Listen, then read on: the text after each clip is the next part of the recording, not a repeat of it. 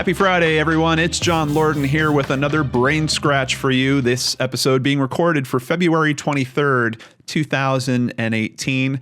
Hope you had a nice week, and thank you so much for joining me here today.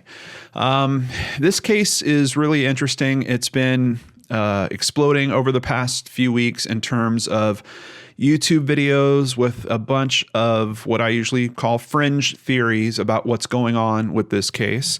Let's go ahead and get a look at the man at the center of it. This is Konstantinos Filippidis, also known as Danny. And he is, you might have heard of the skier that was skiing in New York and disappeared. And then 6 days later, he was found in Sacramento, California. This is the guy.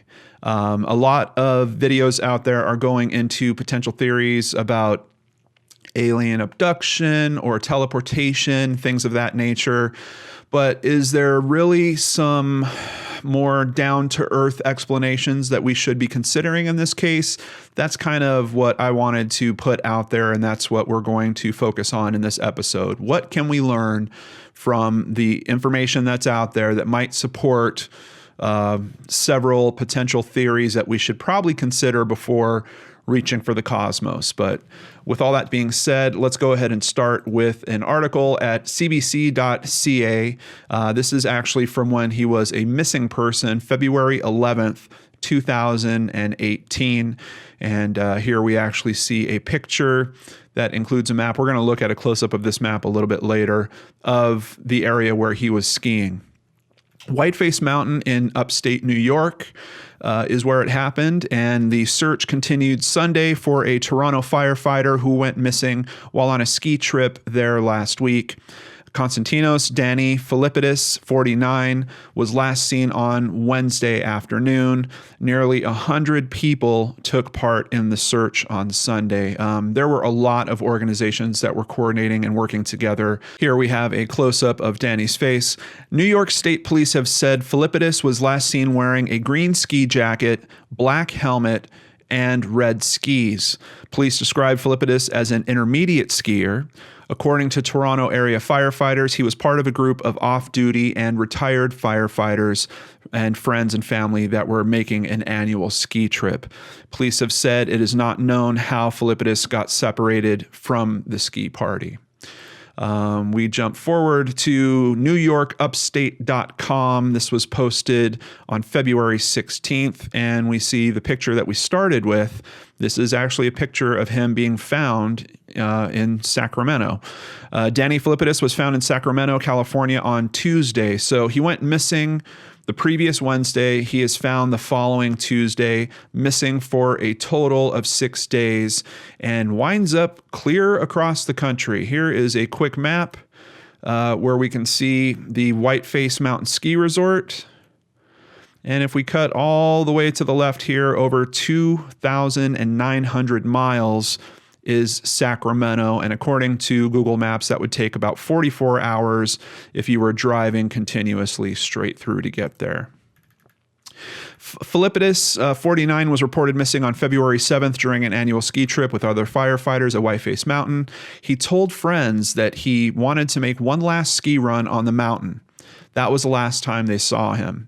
He later mysteriously resurfaced 2,900 miles away in Sacramento. He was still dressed and in his ski pants, ski jacket, boots, and had his helmet. When deputies found him at the Sacramento International Airport on Tuesday, he had a new iPhone, a haircut, and little memory of how he got there, according to a sheriff's office spokesman. Now, when I initially read this, I thought it was extremely suspicious. The fact that he would wind up on the complete other end of the country, wearing the same clothes. He's got his helmet.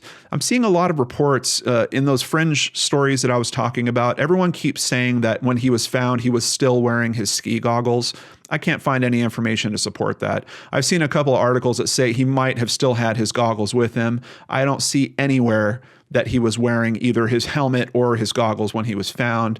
And obviously he got his haircut at some point, so he had to take his helmet off at some point. And in the picture we see, obviously he's not wearing any of that stuff. But what really bothers me is the fact that he got a haircut and a new iPhone. And I'm not sure, maybe if you guys know more about this, you can tell me in the comments below, but I don't know if you can get an iPhone that is not tied to an account. You know, I don't know if they sell those. I know they sell some cell phones, like you could go to 7-Eleven and buy an off-plan cell phone that has a preset number of minutes on it. There's something about the iPhone that's really nagging at me. So I don't know if you can purchase it in that way. Even if you could, I don't know why you would, particularly if it was only to do what he wound up doing, which was calling his wife, and then she convinced him to call 911 and to get some help.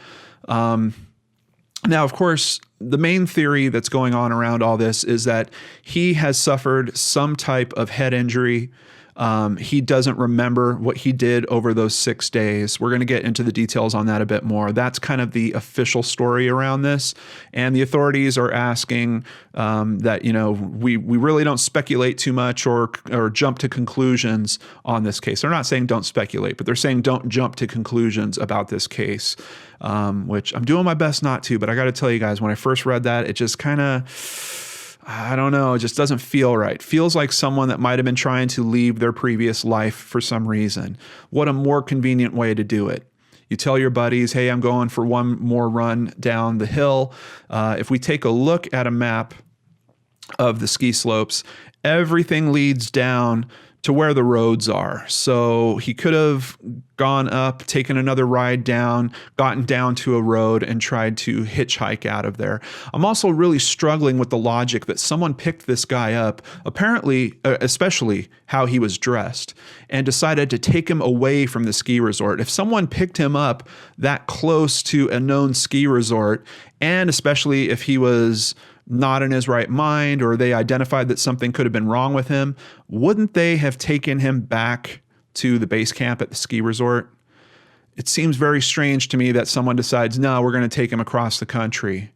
And he's not from California. This guy's Canadian. So I have no idea what could have happened in that conversation where apparently a truck driver felt comfortable enough, or multiple truck drivers. That's another thing. I'm not sure that this is one trip that gets him all the way to California. We just don't have enough detail from him.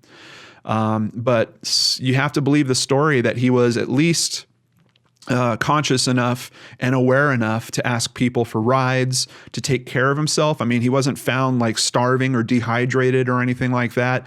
You know, to get his haircut, I would assume that he was at least in somewhat of a decent shape of cleanliness. And you're talking 6 days of being in the same clothes. So many questions on here that don't make sense. I have this big thought in my head that I'm really struggling with when I'm looking at this case of, did he meet someone online? Did he arrange for all this to happen? Did someone come and pick him up? Was he doing this so that maybe his family would have got an insurance policy or something? I don't know, but I'm really struggling with those questions. However, once we get through the research here, that theory might not be the most plausible. There might actually be something in the truth that we're hearing about him having some type of head injury that is worth considering. Filippidis, a 28-year veteran of the Toronto Fire Department, called his wife on Tuesday from the airport in Sacramento, and she urged him to call 911. He told deputies in Sacramento that he couldn't remember how he'd gotten there, but he remembered riding in a, quote, big rig style truck, and he slept a lot. They're also still asking for the public's help in terms of this case, so I will have that contact information in the description box below. That's another thing I'm very curious about here. This case has a lot of media coverage. How come the truck driver hasn't stepped forward and said, yeah, I'm the guy, I remember giving him the ride? What about the person that gave him the haircut? How come they haven't stepped forward and said, yes, you know, he came into the salon last Thursday or whatever? I don't know, but we're not hearing from anyone to really kind of back his story up. And I'm a little concerned about that with how big this case is in terms of media. Now, on top of the phone and his haircut, he was also found with $1,000 in cash. He had a credit card on him, but he did not have his ID. Apparently, his ID and his other bank cards were left back in his room. So Does it make sense that he would have had a credit card on him while he was skiing? Possibly, especially if, he was planning on buying lunch or going down for a drink or something like that. But I got to say, typically, I would also carry my ID if I was doing something like that. If I knew that I was going to have to use my credit card, pretty much the ID's coming with me, because some places will actually check your ID, particularly if you're trying to buy alcohol or something like that. So I'm a little curious about this credit card. And another big component in this whole credit card thing, if that is the source of the money for this $1,000 in cash and his iPhone purchase, how did he remember the PIN code to do that? And then it takes him a couple days later, and then all of a sudden his wife's phone number pops into his head and he decides to call her after he's been given a ride to the airport, and he can't quite remember the details about who gave him that ride either, even though he can remember being dropped off at the McDonald's the day before. It's very dicey what's going on in this story. And is that reflective of something that his memory is truly going through, or are we being told a story, and these are the best pieces that he's throwing our way to try to just get us to forget about him and move on? I'm still struggling with it. Filippidis told police he did not recall the circumstances of his departure from New York, but recollected traveling to Sacramento in a big rig truck. He could not provide details of the vehicle or its driver. He told police, however, that he suspected he had suffered some sort of head trauma. Filippidis told police that he used the card to withdraw some cash, got a haircut. Still boggles my mind why he would have thought to get a haircut. Purchased an iPhone, and somehow got a ride to the Sacramento airport, adding that he had just under $1,000 in cash on him when he was found. He noted that Filippidis did not remember details of the vehicle or driver that took him on the last leg of his journey, the person that basically got him to the airport. And I'm still stuck on the iPhone purchase thing. Like, how easy was that to do? Like, did he go into a Verizon or a Sprint store? I mean, did he negotiate a contract? Like, I don't get how simple of a purchase that could have been, unless, and maybe I just don't know about this, unless it's as easy as walking into a Walmart and they have them on the wall and you pull one off and it's already got prepaid minutes and you just pay a flat fee for it, which is certainly possible. Officers spoke with Filippidis for some time and were confident that he was not impaired by drugs or alcohol.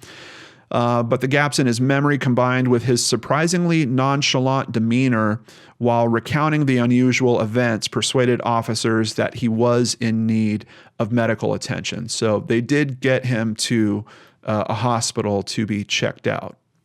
Now, I'm assuming if he would have had some type of head injury, something bad enough that it would have wrecked his memory like that they probably would have kept him in the hospital for a while. That's not exactly what happens, and we'll get to the details here in a bit. Jumping over to sacb.com, let's try to get some more details in terms of the police interaction with him. And this is being told to us by Sacramento County Sheriff's spokesman, Sergeant Sean Hampton. He's been the main person talking about this case to the media. He was very nonchalant and kind of out of it, Hampton said. Our officers were adamant to take him to the hospital to have him treated. He only remembered being dropped off at a McDonald's near a tall building. He likely spent the night outdoors.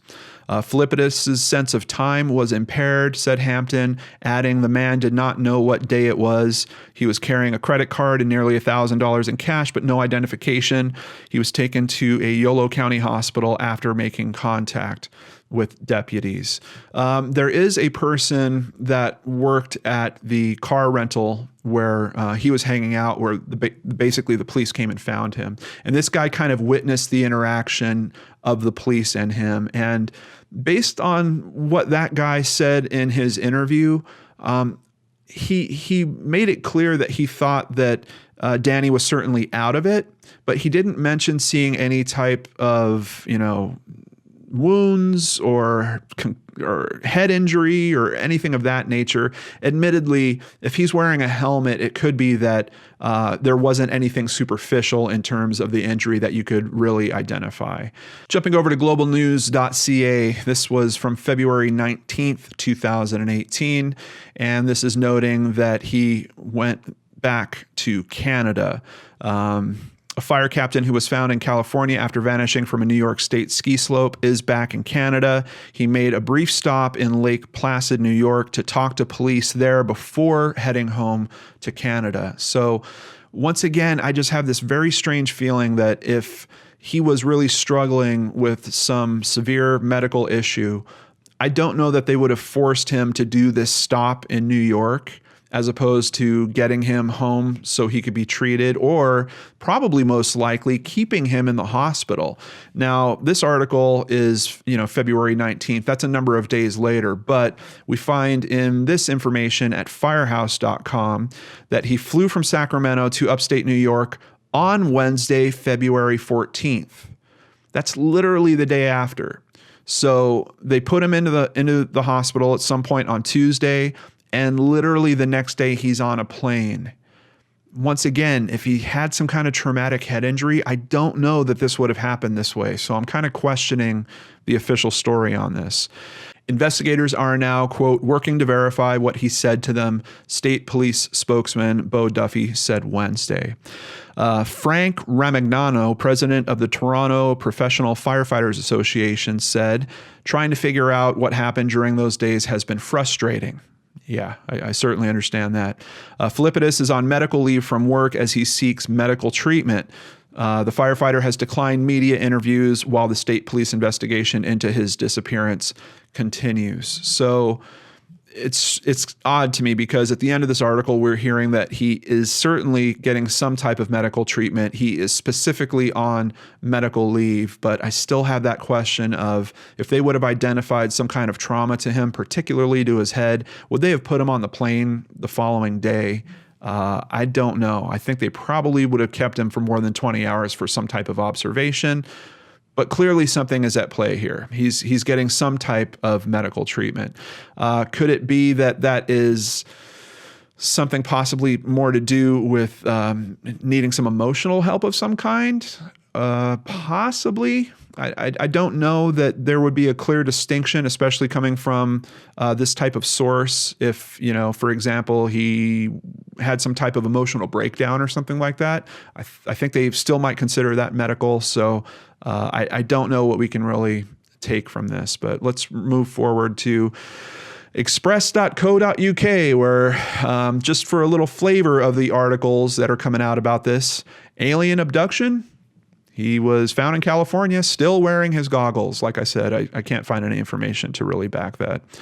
We learned that he is a married dad of two. One thing I'm really not clear on is if his wife was actually on the trip with him. I do know that when he called her that she was in New York and she was working with search parties that were being organized, but I don't know if she was there for the entire trip. And that's one thing that's kind of unfortunate about this whole thing. For as much media as is out there about this, it feels like no reporter has actually really dug into this and kind of drummed up the definitive version of this story and kind of seeked those details to get a good understanding. You have a lot of media that's spinning up around this very short version of this story.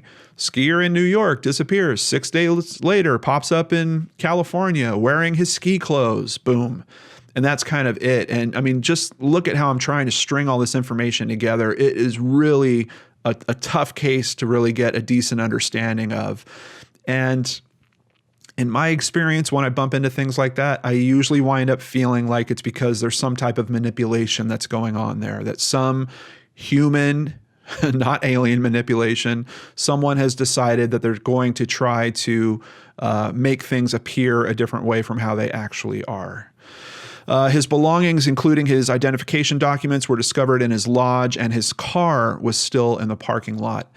Bit of an important piece there, because once again, if this is a guy that was just trying to run away from his family or run away from his life, he had a car there literally in the parking lot. But as I was alluding to earlier, if he was trying to do this in a way where he was setting up some kind of insurance payment for his family, maybe after a number of years. I mean, obviously they're not going to find a body. But maybe there's some rule he knows about that, after 5 years, the insurance would have paid out anyway, or something along those lines. That would kind of make sense to me for him to leave those things behind. So I don't know. it seems like in either case, he's not acting with the right mind. I just don't know if it's because he did actually suffer an injury or if it's because he was trying to pull off some very bizarre manipulation of insurance or his family or even the public. We have no insight into, were they arguing? Was there something that was going on in the days leading up to this? We have no time frame about the time leading up to this outside of he was skiing with his buddies, told his buddies he's going for a last run, and that's it. And for a typical missing persons case, it's very strange not to have that kind of timeline. It's very strange not to have comments from his friends about, no, he was completely fine. We were having a great time like we do every year we go out there. Nothing like that is out there. This case has been handled very differently by the media, and I worry that it might be because someone is manipulating the truth in this case. I just, of course, can't prove it, but I don't know. It's a feeling I can't kind of get past. According to this article, he was otherwise in good health when he was found. The mysterious circumstances surrounding how he got there has led to speculation among conspiracy theorists that he may have been abducted by aliens or even teleported. And then, of course, one of my favorite YouTube channels, just kidding, Secure Team 10 is mentioned.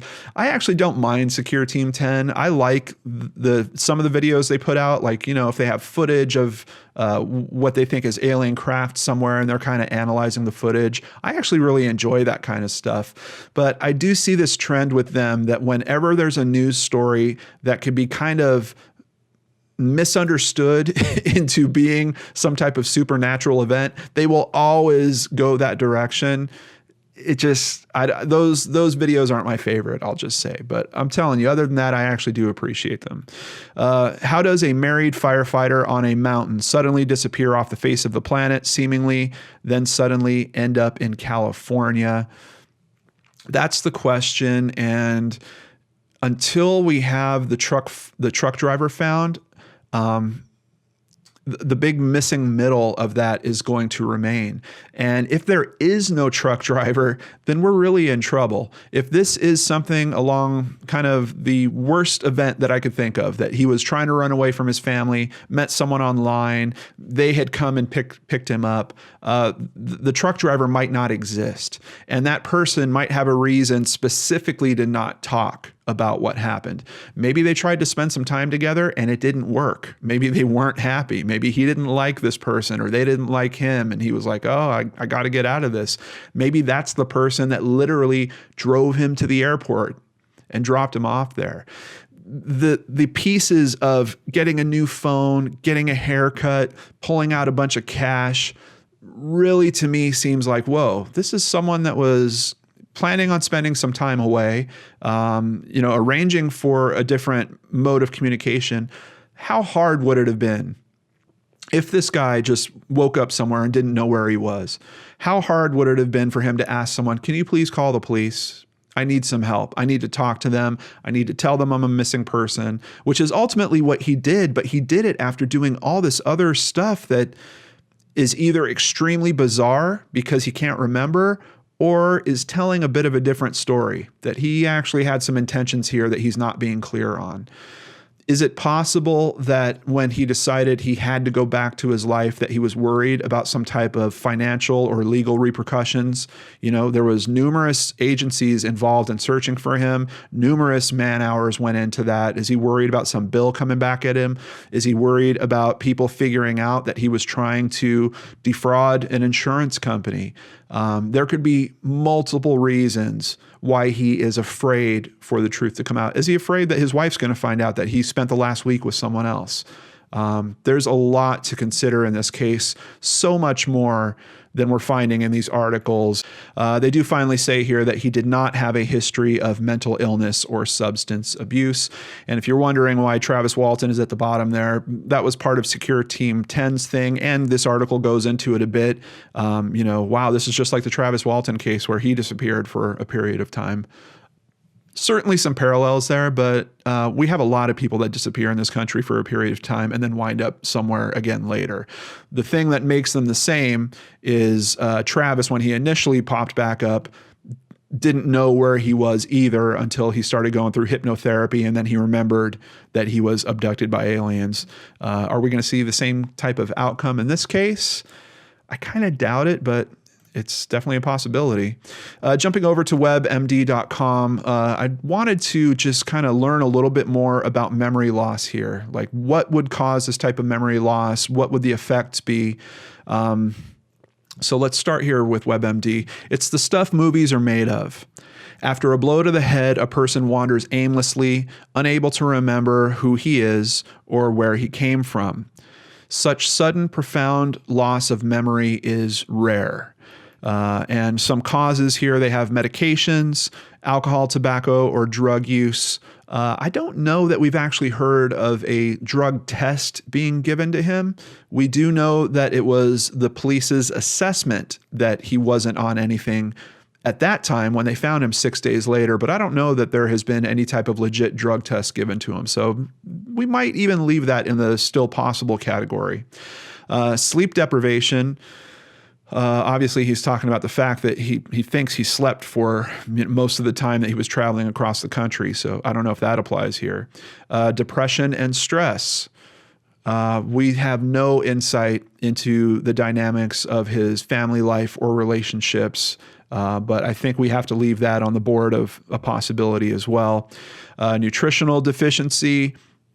I don't know. He doesn't look like a guy that is particularly deficient, but they're saying specifically for vitamin B1 and B12 that can affect memory. I don't know if it can affect it to this severe degree. If I recall correctly, I think he weighs about 220 pounds at about 5'10". So I'm not sure about nutritional deficiency. Head injury. A severe hit to the head from a fall or automobile accident, for example, can injure the brain and cause both short and long-term memory loss. Memory may gradually improve over time. And I've got more details we're going to learn specifically about those types of memory loss. A stroke. I think that they probably would have checked for that when they were checking him out at the hospital, particularly with the information that they were given about how he was found. We know that he flew the next day. I believe that if you have any issues like a stroke, something with your blood supply going on, I don't think they're going to put you on a plane, and definitely not that quickly. And then dementia, of course, which once again, we don't know anything in terms of personal details. We can't really speak to if that's happening here or not. At traumaticbraininjury.com, we get a little bit of more information. The causes of TBI, traumatic brain injury, are diverse. The top 3 causes are car accident, firearms, and falls. So once again, kind of lining up, he was certainly at a place where he could have taken that type of injury. And here at TBI Guide, once again, traumatic brain injury, we get a bit of information about the 2 types of amnesia. There are 2 common things that happen with people with head injuries: retrograde and anterior grade amnesia.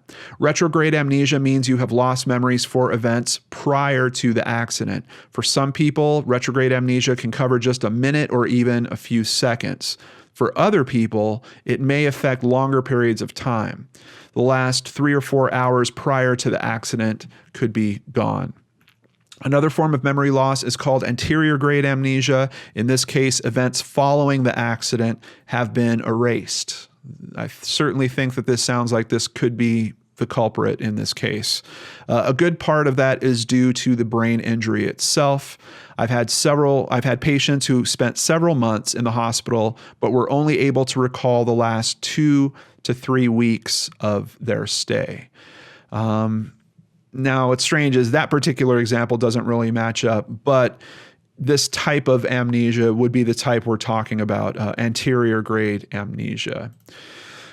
Jumping over back to traumaticbraininjury.com, but just a different article. A brain injury can be classified as mild if loss of consciousness and or confusion and disorientation is shorter than 30 minutes. Okay, we certainly know that that's not the case here.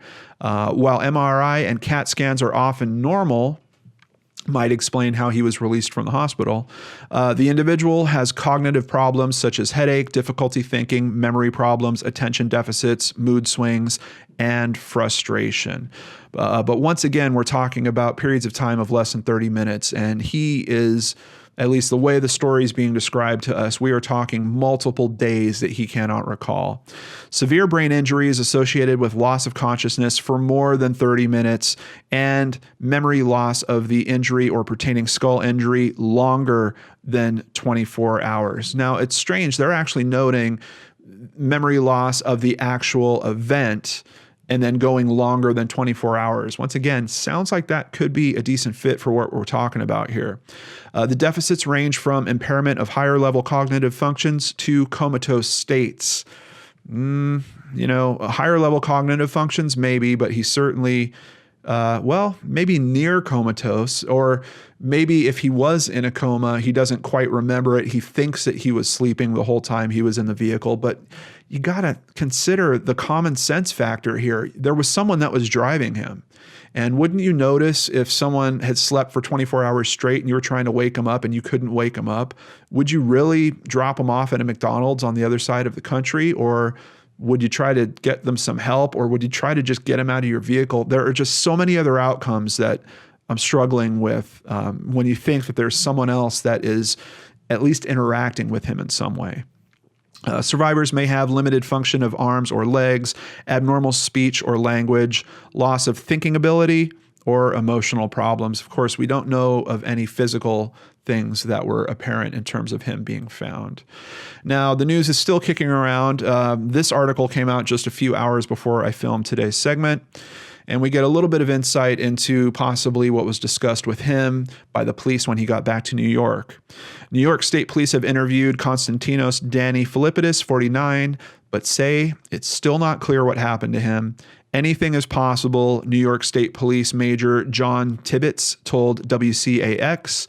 Police say Filippidis had the same story for them that he did for police in California. He just doesn't remember. Tibbetts says in his 32 years of law enforcement, he's never seen anything like this case. He says they need witnesses to put the pieces together. And once again, I've got contact information in the description box below if you are someone that has some piece of this puzzle. Very complex puzzle. I really don't know, guys, what we're talking about here in terms of kind of the more practical theories. Obviously, the official story that he sustained some type of head injury, that he is having some form of amnesia, that it's basically what the police think it currently is. We just don't know the truck driver. We don't know the person that gave him a lift to the airport. We don't have really great explanations about why he got a haircut or about the person that gave him the haircut, why you would buy an iPhone as opposed to just asking to get to a police station so you can contact your family, or even just asking someone to borrow their phone to make a phone call to your family. There's something in the logic of this story that I am really, really struggling with. And perhaps it's just that I don't understand this type of memory loss good enough. Maybe he is functional when he's in that state, but he's just not actually retaining any memories of that stuff. I don't know. I thought that kind of stuff only happened in movies, but I really don't know. If you're an expert on this, please share your information in the comment box below. Please feel free to include links that might give us a better understanding of that particular aspect. Outside of that, the thing that I'm leaning to, the thing that I've been struggling with as I've been researching this and I still can't quite let go of is, was this an attempt at running away? And now he's got to face up to it and he doesn't want to face up to it, so he's made this story.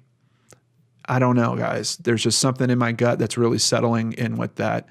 And it's breaking my heart in one way because I do, like, talking about the Liam Colgan case or even the Lars Matonk case, I do believe that there is a possibility that someone could have sustained a head injury and lose some of their faculties and perhaps go wandering and not really understand what they're doing.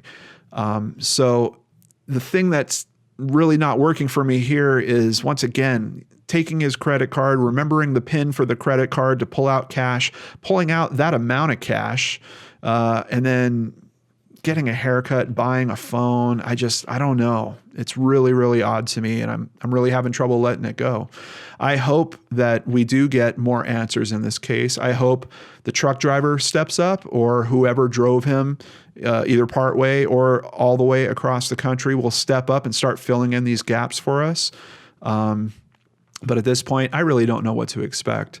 I've seen other cases that this reminds me of. I'm not going to say any names, but sometimes no more information comes out, and we never learn about those cases any deeper.